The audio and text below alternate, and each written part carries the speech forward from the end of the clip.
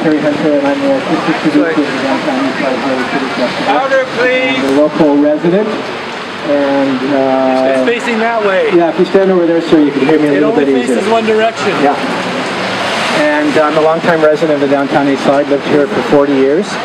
And welcome all the students from UBC. I mentioned that my son also goes to UBC.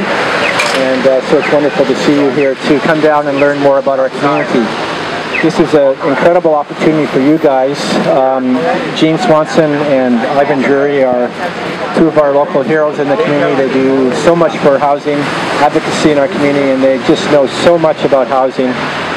For myself and my partner Savannah Walling, they are go-to people for housing, and the depth of knowledge and understanding they have of housing issues is quite extraordinary. And Gene, I'm going to dedicate this walk to Sandy Cameron. Sandy passed away a year ago. Gene was his partner, and he was a much beloved poet and activist in the neighborhood. And Gene and I were having a little tear together earlier, talking about how much we missed him. So I'm going to honor him today by dedicating this walk to Mr. Sandy Cameron. Ivan, over to you. Yes.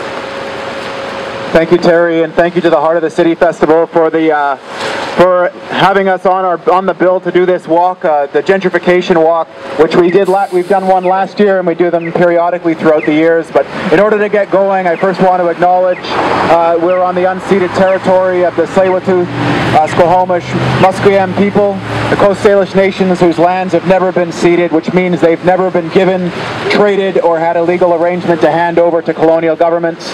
And we are walking on stolen native land as we do this tour. It's important to acknowledge that in the Downtown East Side because Indigenous people are disproportionately represented in all of the worst categories that people never want to find themselves in.